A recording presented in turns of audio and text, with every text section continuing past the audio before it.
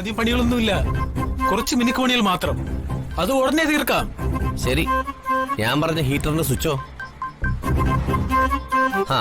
അവസാനം എമൗണ്ട് തരുമ്പോഴേ ഞാനതൊക്കെ കുറയ്ക്കേ. ഇന്നെന്താ ജോലിക്കാരൊക്കെ വരാത്തത്? നാളെ വരും. പെയിന്റ് അടിന്ന് ഓർക്കും നാളെ തന്നെ. ഇത് പറയാൻ തുടങ്ങിയിട്ട് 2 ആഴ്ചയായല്ലോ. നാളെ തുടങ്ങും. ഇതെന്താ ലോട്ടറി കച്ചവടം? ഇത് അതുപോലല്ല സാറേ, നാളെ തന്നെ വരും. മറ്റന്നാൾ പാലുകാച്ചി നടത്തേണ്ട 2 വീടുണ്ട്. എന്റെ പണിക്കാരെല്ലാം അവിടെയാ. നാളെ കഴിഞ്ഞാൽ അവരെല്ലാം കൂട്ടത്തോടെ സാറിന്റെ വീട്ടിലല്ലേ. പിന്നെ ഡേ നൈറ്റ് ഫാസ്റ്റ് ആയിട്ട് പണി തീർത്തു വരൂലേ. താൻ കൃത്യമായിട്ട് പണി തീരുന്ന ഡേറ്റ് പറഞ്ഞാലേ എനിക്ക് പാലുകാച്ചിന്റെ ഡേറ്റ് ഫിക്സ് ചെയ്യാൻ പറ്റൂ. അതുകൊണ്ട് 2 ദിവസത്തിനുള്ളില് എന്ന് പണി തീർന്ന് താക്കോല് തരുമെന്ന് കൃത്യമായിട്ട് പറയണം. ശരി സർ.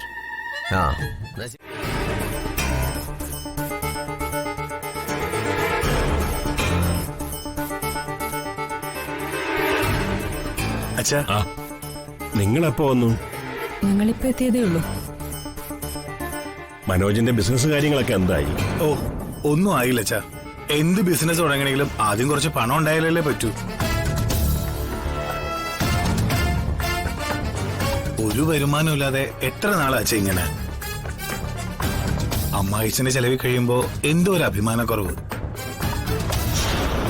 അച്ഛനോട് ചോദിച്ചാൽ ചിലപ്പോ ബിസിനസ് തുടങ്ങാനുള്ള സാമ്പത്തികം കൊടുക്കുമായിരിക്കും. പക്ഷേ അതിനെന്തോ എനിക്കൊരു ബുദ്ധിമുട്ട്. കാര്യം ഇങ്ങനെയൊക്കെ ആണെങ്കിലും അച്ഛൻ ഇന്ന് വരെ മനോജിനൊരു നല്ല മരുമകനായിട്ട് അംഗീകരിച്ചിട്ടില്ല. എനിക്ക് മനോജിനോടുള്ള സ്നേഹം വെച്ച് മനോജിനെ അംഗീകരിച്ചങ്ങ് പോകുന്നേ ഉള്ളൂ. അതിലൊരു മാറ്റം വരണമെങ്കിൽ മനോജ് എന്തെങ്കിലും ഒരു ബിസിനസ് നടത്തി അത് വിജയിച്ച് കാണിക്കണം. അത് എനിക്ക് തെളിയിച്ചേ പറ്റൂ. അതുകൊണ്ട് എനിക്ക് കുറച്ച് പണം തന്ന് സഹായിക്കണം. അച്ഛന്റെ കയ്യിൽ പണം ഉണ്ടായിരുന്നപ്പോ നിനക്ക് പണം തന്ന് സഹായിച്ചിട്ടുണ്ടല്ലോ.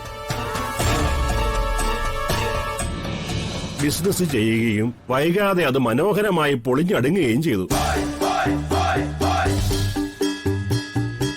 നിന്റെ ബിസിനസ് പരീക്ഷണത്തിലെ എനിക്ക് പോയത് 10 ലക്ഷം രൂപ. അതൊക്കെ ഓർക്കുമ്പോ ഇന്നും നെഞ്ചിനൊരു നീറ്റില്ല. അച്ഛാ, ഇത് അതുപോലൊന്നും അല്ല. നല്ല ശ്രദ്ധയോടെ ചെയ്യുന്ന തീരുമാനം. ഇത്തവണ പാർട്ട്ണർഷിപ്പ് ഒന്നുമില്ല. അതെ അച്ഛാ, ഞാനും കൂടെ ഉണ്ടാവും. എങ്കിലേ ശരിയാവൂ. അച്ഛൻ കുറച്ച് പൈസ തന്ന് സഹായിക്കണം. അച്ഛൻ എങ്ങനെ സഹായിക്കാന്? അച്ഛന്റെ കയ്യിൽ പണമൊന്നുമില്ലല്ലോ. അന്ന് സഹായിച്ചത് പെൻഷനായപ്പോ കിട്ടിയ പണം കൊണ്ടല്ലേ. ഇപ്പൊ എവിടുന്ന പൈസ? അത് അച്ഛന്റെ ഇൻഷുറൻസ് ഒക്കെ 5 ലക്ഷം രൂപ കിട്ടുമല്ലോ. തൽക്കാലം ആ പണം കടമായിട്ട് തന്നാ മതി. 6 മാസത്തിനകം ഞാൻ പലിശ സഹിതം തിരിച്ചു തന്നേക്കാം. ഓ, ആ പണത്തിന്റെ കാര്യമാണോ? അത് വിനുവിന് ഒരു വസ്തു വാങ്ങുന്നതുമായി ബന്ധപ്പെട്ട് പ്രകാശന് കൊടുത്തു.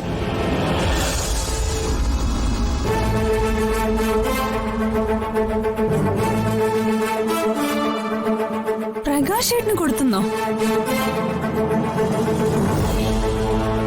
ആരോട് ചോദിച്ചിട്ടാ പ്രകാശേട്ടന് പണം കൊടുത്തത്? നിന്റെ അമ്മായി അച്ഛൻ നിനക്ക് സ്ത്രീധനം തന്ന പണമല്ല.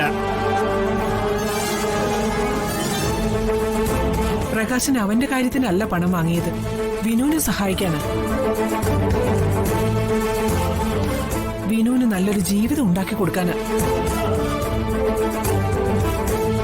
നീ പണം ചോദിച്ചത് സ്വന്തം കാര്യം നടക്കാൻ വേണ്ടിയല്ലേ?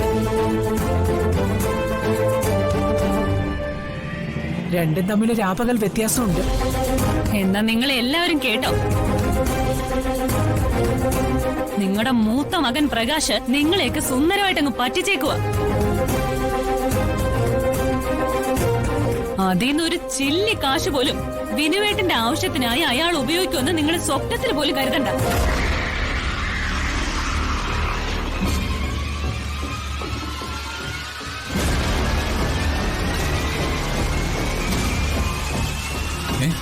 എന്താ എന്താ ഇവിടെ ഒരു ബഹളം? ഹരിത നീ പോന്നു? ഓ, അപ്പൊ നിങ്ങളും കൂടി അറിഞ്ഞിട്ടാണോ പ്രകാശേട്ടന് 5 ലക്ഷം രൂപ ഏർപ്പാടാക്കി കൊടുത്തത്? അച്ഛന്റെ ഇൻഷുറൻസ് തുക അച്ഛൻ ഇഷ്ടമുള്ളവർക്ക് കൊടുക്കും. അതിൽ ബാക്കിയുള്ളവർക്ക് എന്താ എത്ര കാര്യം? അച്ഛന്റെ പണം ആർക്ക് കൊടുത്തു എന്ന് ചോദിക്കാൻ പോലും ഇളയ മകനായ മനോജിന് അധികാരമില്ലേ? മനോജ്, ഞാൻ നിന്നോട് പറയാറില്ലേ, നിനക്ക് ഈ വീട്ടിൽ ആരും ഒരു പട്ടിയുടെ വില പോലും തന്നിട്ടില്ലെന്ന്.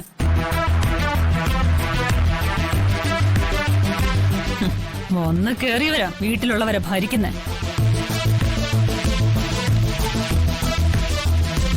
എല്ലാം എനിക്കറിയാം ഹരിതേ. ഈ നിൽക്കുന്ന എന്റെ ചേച്ചി അബോധാവസ്ഥയിൽ കിടന്നപ്പോ ചതിച്ച് താലി കെട്ടിയവനാ നിന്ന് ന്യായം പറയുന്നത്. ജോലിയും കൂലിയില്ലാത്ത അളിയൻ എന്റെ വീട്ടിൽ വന്ന് ഇവളുടെ ജീവിതം കൂടി നശിപ്പിച്ചില്ലേ? അതിനെ ഞാൻ പ്രതികാരം ചെയ്താണെന്ന് കൂട്ടിയാൽ മതി. ഇപ്പോഴെങ്കിലും വന്ദനേച്ചിക്ക് മനസ്സിലായല്ലോ ഇയാളുടെ ഉള്ളിലിരിപ്പ്. വന്ദനേച്ചിയോട് കാണിച്ച സ്നേഹമൊക്കെ വെറും കാപട്ടിയായിരുന്നു എന്ന് ഇപ്പം ബോധ്യായില്ലേ? എനിക്ക് വന്ദനയോടുള്ള ആത്മാർത്ഥത എത്രയാണെന്ന് വന്ദനയെ ആരും ബോധ്യപ്പെടുത്തി കൊടുക്കേണ്ട കാര്യമില്ല. വയസ്സായ അച്ഛന്റെ കയ്യിൽ നിന്ന് പണം തട്ടിയെടുക്കാൻ ഇറങ്ങി തിരിച്ച നിനക്ക് ലെവലേശ് ഉളുപ്പെങ്കിലും ഉണ്ടോ? നിങ്ങൾ എന്റെ ഭർത്താവിനെ ഭരിക്കാനൊന്നും വരണ്ട. അച്ഛനെ കൊച്ചാക്കാൻ അച്ഛയുമായി തുടങ്ങിയ തട്ടുകട ബിസിനസ് ഒക്കെ ഞാൻ അറിഞ്ഞു.